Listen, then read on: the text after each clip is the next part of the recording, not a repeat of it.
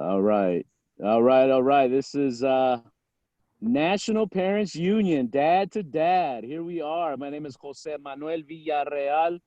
I am sitting at the cemetery right now, almost 100 degrees in the West Coast, visiting my father, and I do this for therapy. And that's the topic of today is therapy for men and dads, and what does that look like? And I am the proud son of Jose Macario and Maria Irene, and the father of Noah Manuel and Nathan Macario. Very proud to be here. So excited. And let's get to Mike and we'll wrap with Tim. So, Mike. Hey, everybody. Michael Scott, proud son of Vassie and Rashila, proud father of Grayson and Addison. I don't know if you can see them up there, and husband of Megan, who's also out there. So we are at Metro Park location enjoying the 80-degree sunny weather here in Ohio. Nice. Very nice. All right, Tim, you have some announcements to make, huh, Tim? Yeah. Hey, everyone. Good to see everyone. Hope you all had a good week. I'm Tim Langen of the National Parents Union. Very proud son of Jim and Patty Langen and the proud dad of Miles, Matthew, David, Dylan, and Max. And I'm in my back room here hiding because there's 5 boys out there playing Fortnite. And my nephew just came over too. So proud Uncle Landrix. And it's so great to see everyone today. A lot of great announcements. Some of the announcements we made yesterday, we just want to share with any dads watching and any moms who think the dads need to learn something. Part of this work is helping parents. And right now, parents need more help than ever. Whether they're, doing a hybrid model, whether they're doing a remote model and trying to learn how to balance work and jobs. And we were blessed to be allowed to grant over $200,000 to parents, families, and organizations who are trying to work outside the traditional, which I think we all are. We're trying to work outside the traditional K-12 model this year because we don't have any choice. I want to announce some of those incredible people who were awarded that money. And first of all, one of my personal favorites, Maria Romero, a single mother in Arkansas, who's starting an incredible bilingual program with her children. Can't wait to meet you, Maria. I'll be calling you Monday. Righteous Voice Mentoring, headed up by Brandis Hatcher in Wisconsin. Speak Your Truth with Vivette Dukes. We talked to her husband, John Dukes, here in New York. Chelsea Carter in Texas. Brightways Pod, Molly Jacobson in Oregon. Going to be doing some great work out there with some foster children out there in Oregon. Can't wait to speak to you too. Fundamentals of Learning from our own Isis Spahn in South Carolina. Guys, if you want to go see some great TikTok videos and you want to learn how to count by tens, go check out Isis Spahn. She's the best dancer and TikTok person in Ed Reform. Kristen Thomas Sankin in Virginia. Anashe Wright of Georgia and this Disrupt organization. The Hyde Park Neighborhood Club with Sarah Duane in Illinois, doing great work out there. The Maverick Landing Community Services in Massachusetts. Bernita Bradley's own The Village in Michigan. Guys, I gotta tell you something. You wanna see mamas in action? This woman's gonna be the governor of Michigan someday. I swear to God, she's amazing. Uplift Minnesota and the Minnesota Parents Union in Minnesota.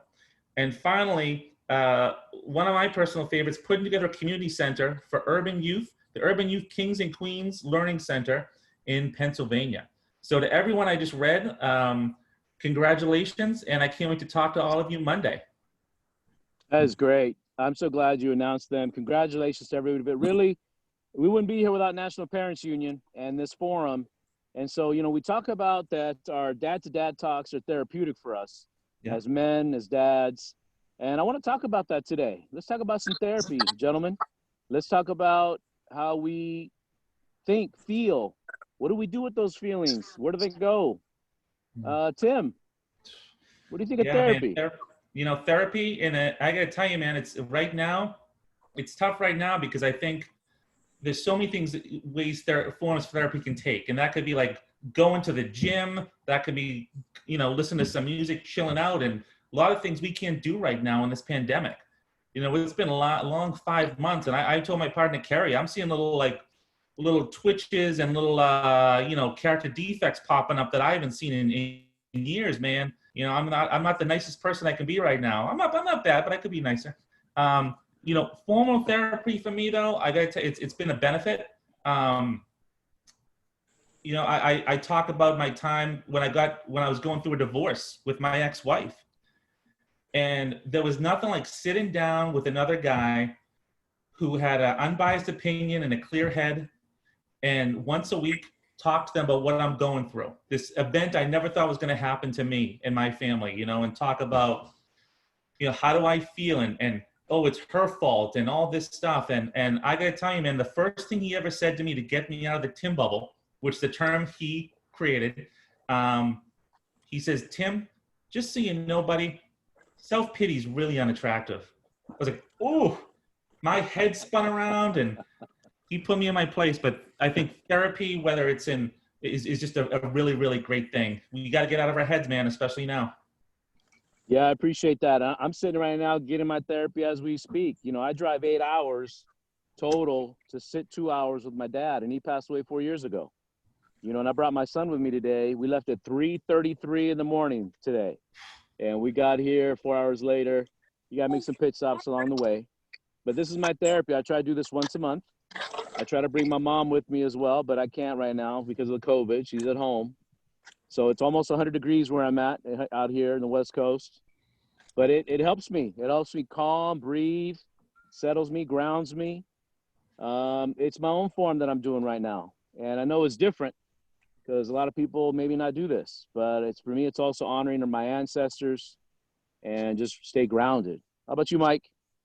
Yeah, I think you got a little bit of my therapy was chasing Grayson around. And I mean that. So here's a story. I woke up this morning. I was in a bad mood. Had no idea why I was in a bad mood. Just wasn't feeling it. And the kids woke up and they were ready to roll. And they wanted to go to the park. Wanted to go to their grandparents. My wife was ready to roll. I was not. I was grouchy all the way to the Metro Parks. Got out of the car, was still grouchy. But as we started to take the walk, and as I started to see them explore and, just have some fun, it helped me. So whatever funk I was in, I'm out. And it only took a couple hours of just time, right? Time to unwind, time to put my thoughts somewhere else. Even though I was with them, my thoughts, it was all about them. So all the stress that we have during the week doing the professional thing that we're trying to do right now in regards to restarting school and making sure people are safe and dealing with all the criticism that comes with trying to do that with the equity mindset. In a matter of hours, my therapy was just that. And you brothers. So to be able to, log in was great. So I do believe in outlets. Also my faith is that which carries me through a lot.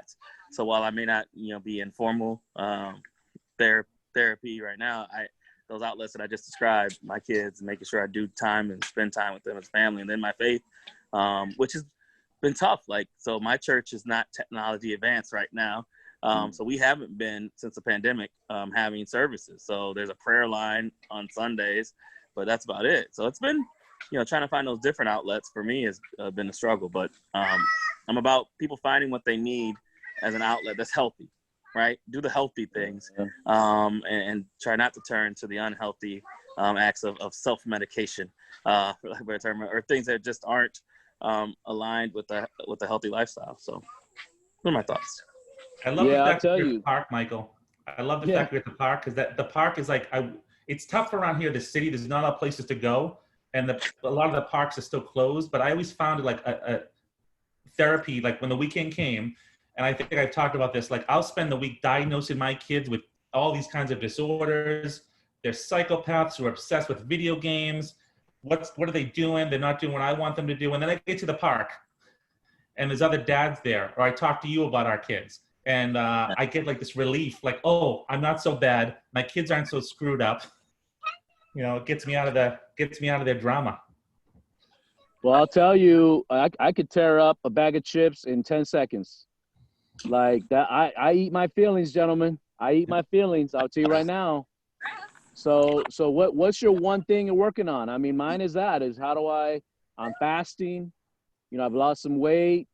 But when I pull that pin, I'll tear up a pizza in 2-3 minutes. So what's your thing you're working on that you used to self-soothe with that was unhealthy? I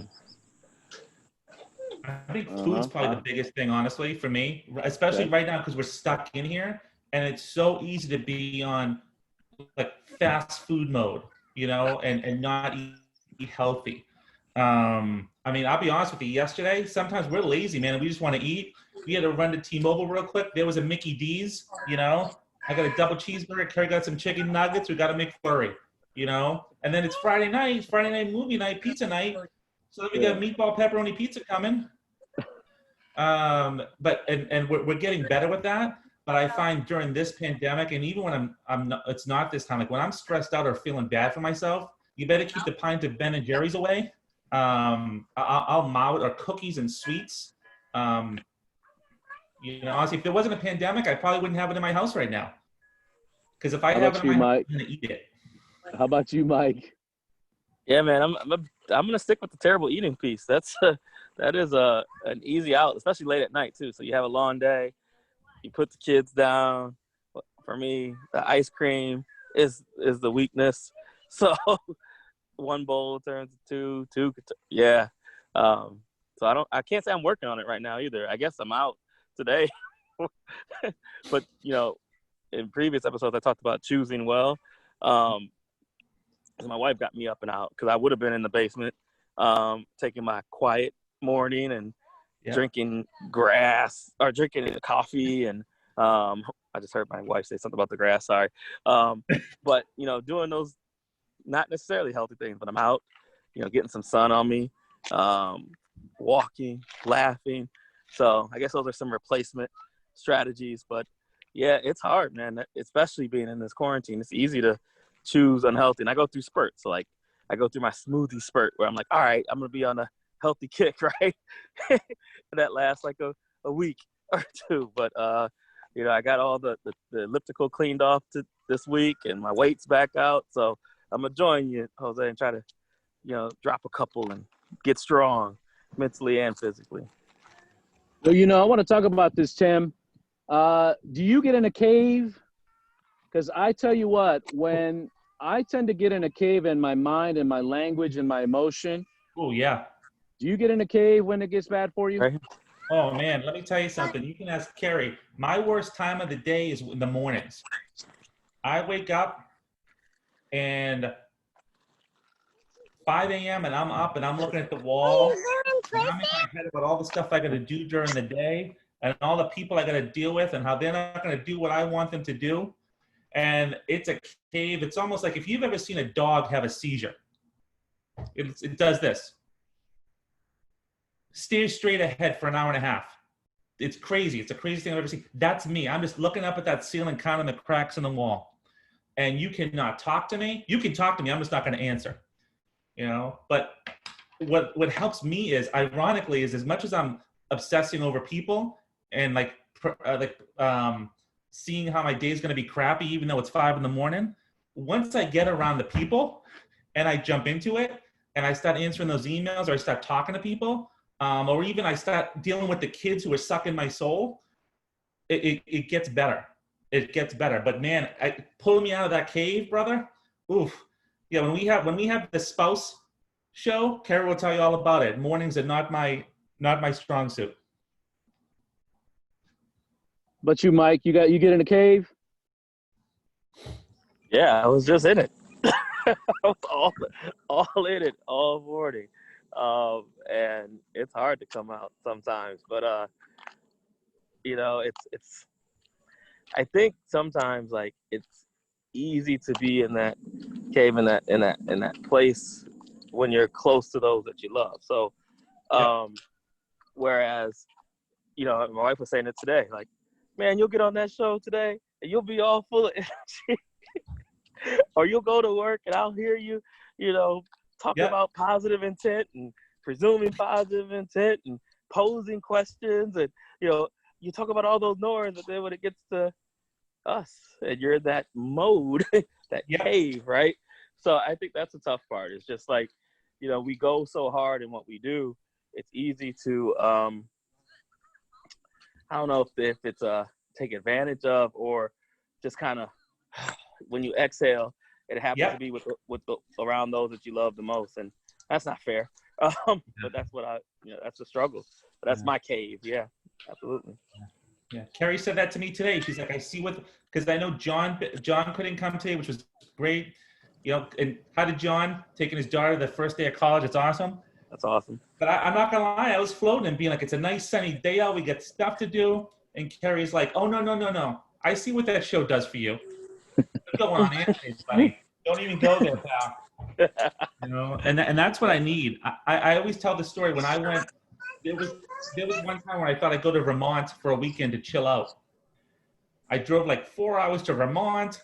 I was gonna spend 4 nights there. I was out in the woods. Things closed at like 8 o'clock at night. Ooh. After a day and a half, I went down to checkout and said, get me the hell out of here. This is not where I want to be. I need people in civilization. You're breeding a serial killer out here. I got to get out of my head, guys. So Mike, what's the worst thing that anyone can do, whether it's work or family? What's the worst thing they can do or will do to try to get you out of that cave that'll make it worse? Call me out on it. Like I don't need your judgment. Like that's the worst thing for me personally. Like going back to that feedback episode, I don't take it well when I'm not at work. So that is the worst. I just have to be allowed to muscle through it. But getting called out just takes me further into it.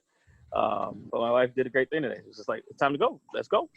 Don't care what type of mood you're in. We're going to go do this. And we did it, and I snapped back. So, yeah. But if she would have been like, man, here you go again. Saturday morning on the funk. What the hell's wrong with you? It wouldn't have worked. It would have been silence. I would have went deeper into the cave, and I'd probably be there right now. So, Tim, what's the worst thing someone can do, family or work, that when they notice you're in the cave, they try to drag you out, that'll make it worse? First of all, don't drag me out, because sometimes I go into that shutdown mode because I know I'm in a crappy mood and I don't want to affect other people around me. I'm like, I don't want to snap. I don't want to talk about what's going on in my crazy head because I don't want to bring other people down. So don't come up to me and say, unless I'm paying you $150 an hour, don't come up to me and say, let's talk about it. Or the worst thing that happens is when that person, I won't say who that is, she tries to, she thinks I'm mad at her. So now let me stop what I'm doing. Now let me drag myself out of my crazy head. And now I have to convince you that what's going on in my crazy head has nothing to do with you. I think, hold on. I think we need to move on. This might be an episode of when keeping it real goes wrong, Tim. Yeah, we need to move on. We need to change the topic right now, man. What's going on right now? You know? Oh my gosh. You're my hero today. What I want to say is it's better to let Tim, maybe it's not good for Tim long term. Let Tim huddle under the comforter. Let him get what he needs to do. You just Quaker oatmeal, make some iced coffee, and just get into the mode, and he will get out of it. All right, so let me just say this: when Tim goes third person, we're in another. That's right. It's third person. Like most it's real when Tim goes third. I hear it. Yeah. I can't wait to hear about the post-show commentary. Right. But take us behind the curtain. That'll be on the outtakes episode. Oh my gosh. Awesome. So listen, I liked how Michael made the comment about snapping back, because I do believe that as men, and it can happen to women or whatever your gender is, your pronouns, but I do believe that we're like rubber bands. We do snap back. That's the key to it. And I just wonder if when we were young, if we knew that was the case, did we think we would snap back when you guys were young? Tim, did you ever think you were to do that, or how did it work for you when you were younger? Do you mean snap back like get better, or snap back Yeah, like get pounce? better. Like Get get better. better? Like get better. Like you're. You know Yeah. what? No, and that's really funny because I try to tell that to my kids now, and I think it goes to like how like we're talking about therapy now, like it's not a big deal. And I know 9 out of 10 people I probably know have done some kind of therapy now. Like it's an okay thing, but no one was talking to me like this when I was a kid. You know, no one was saying to me like, "Hey, you'll get over it," or like diving deep. Actually, probably the worst thing they could have said to me was, "You're gonna get over it," or "It's not a big deal." No, I didn't really snap back, man. I gotta tell you, man, until I went to that therapist when I was like 35 or 37 or whatever the hell age it was, and he called out the Tim tunnel, I don't think it was then until I had like an idea that my behavior like radiated out and affect people, whether or not I meant it or not. You know, like me waking up in the morning and being a grump, or me like being pissy over something, I'm conscious of it now because I know it affects people around me. I know it does. So now I'm much better at snapping back than I was for the previous 3+ decades of my life. Mike, how about you? When you were younger, did you know that you would snap back into being out of that cave? How did you handle that when you were younger? Yeah, so I don't know if I even realized or if I even had those moments. From a standpoint of like, I don't know, I think when I was younger, I just felt I was invincible. So whatever, you know, it was just like next day, it is what it is, you know. So I guess I did bounce back per se, but it was more so like, felt like nothing could stop me. So it was just like, all right, you know, so I might get in my feelings about something, whether it was the teenage relationship pieces or whatever it may be. It was just the nature of being young, and for me, just saying, all right, here's a new day, and you know, let's go. So I think that's, you know, and I had a good support system. So, you know, obviously having moms and dads actively involved in, you know, talking me through things, that helped. So yeah, I think that kind of did help, you know. And then I was the young nephew, but I had, you know, aunts that were a few years older than me and uncles. So yeah, I think it was the support system that helped me, even when things did get tough, snap out of it. It was just the nature of what we do. Yeah, I remember working with some boys when I was a counselor, and, you know, offering them to wear a rubber band around the wrist. And anytime they would think of some self-talk that was too deep in a cave, I would say just snap that rubber band around your wrist to kind of get you to reflect on the positive. Just flip it. Just, oh, there you go. Nice, There man. you go. So do you all have anything like that? Talk about that, Mike. Yeah, so it says, you know, I can do anything. I'm tatted. It says I can do all things through Christ. So it's that spirituality connection piece that I often talk about. Yeah, I guess this is my snap back, literally. But it's a reminder that I can do anything, you know, no matter how tough it is. Grayson, hold on. There's a car there, buddy. So no matter how tough it is, you know, I can do it. I can accomplish it. You know, I just figure it out. It's a puzzle. So that is my reminder. And I snapped the hell out of that this week because I needed that reminder that, you know, nothing's too big. And, you know, we had a great start to the week. Then hump day occurred and it was tough. And I needed to snap and remember that, hey, I can do anything. And I got my purpose. So I know my why. I love it. Right? So when you know your why, you can do and overcome anything. Because at the end of the day, that smile on her face is what matters. And as long as I can do that every single day, I'm winning in this thing called life. So love that.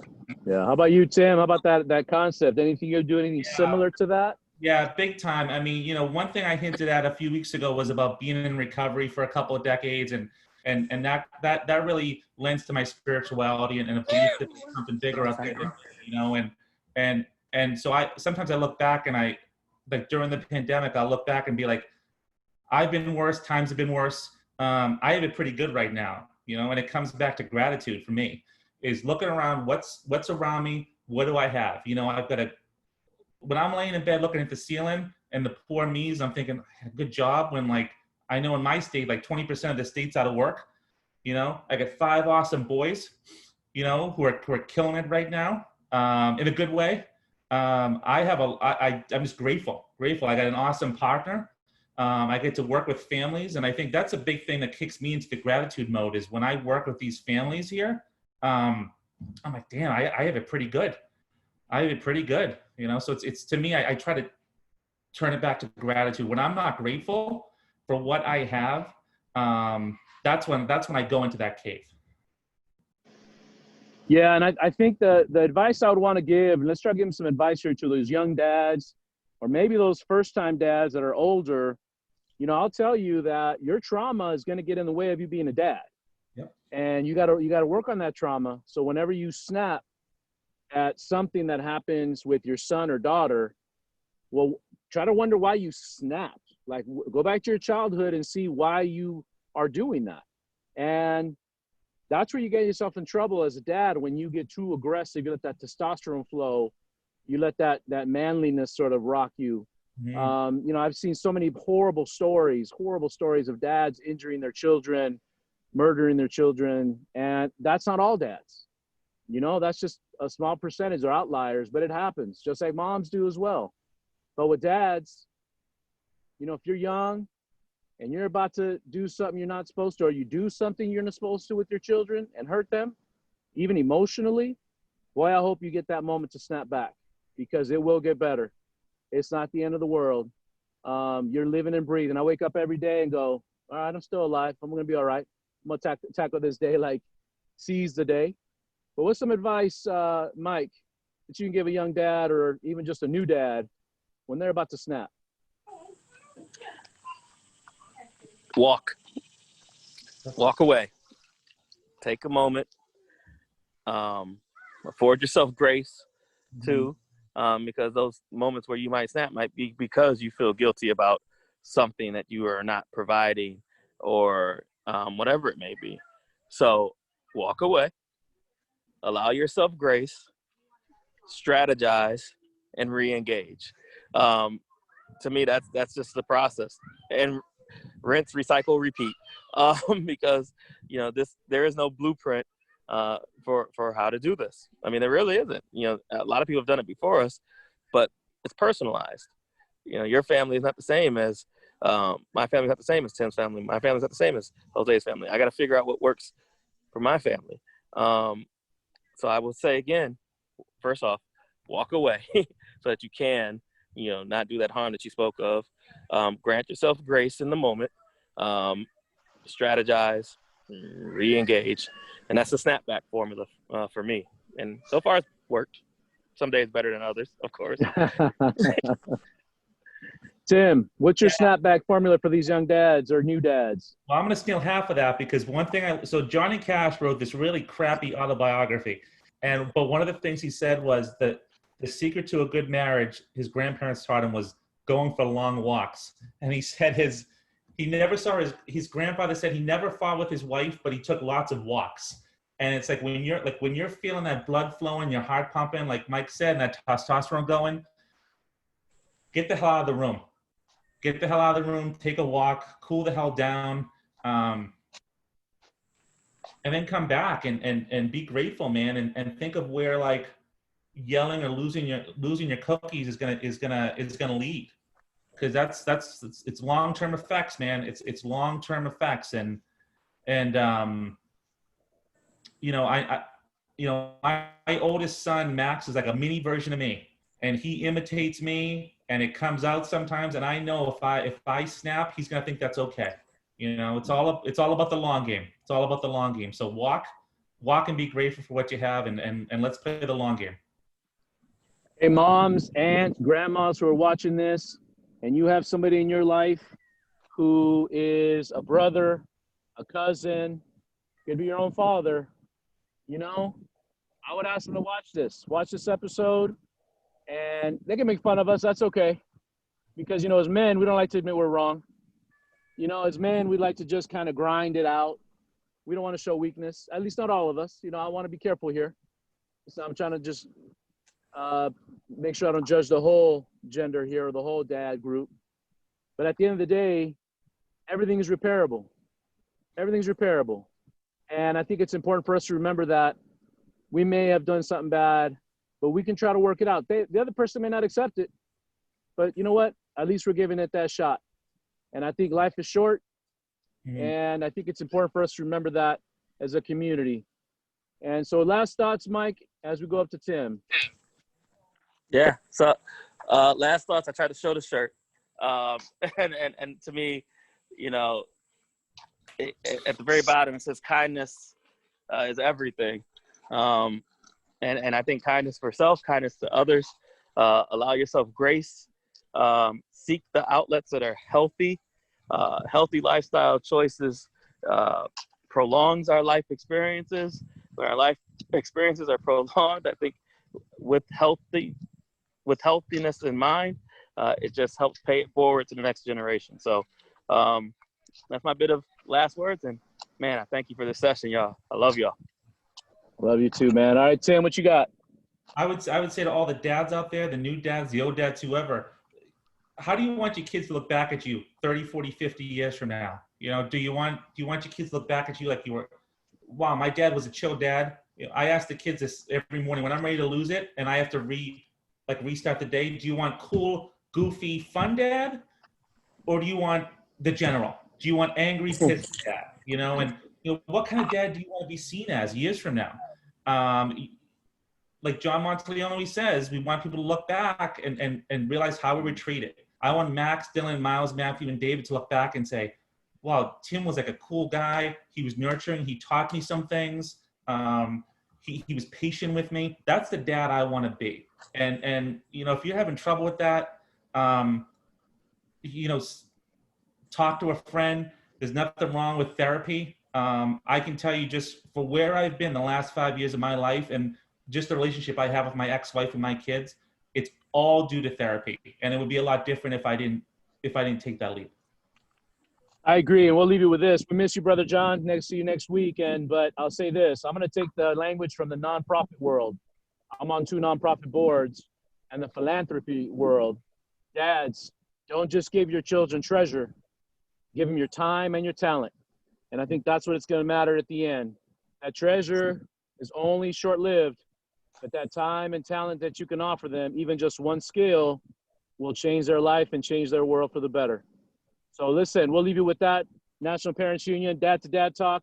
So much fun. I can't wait to drive 4 hours back and reflect on our conversation. I'm going to break it down with my son, who's in 8th grade, and give him some of my time and hopefully a little bit of my talent on the way back. Thank you, everybody. Have a great week. We love you all. Right, y'all. Hey, guys. Okay, you're out.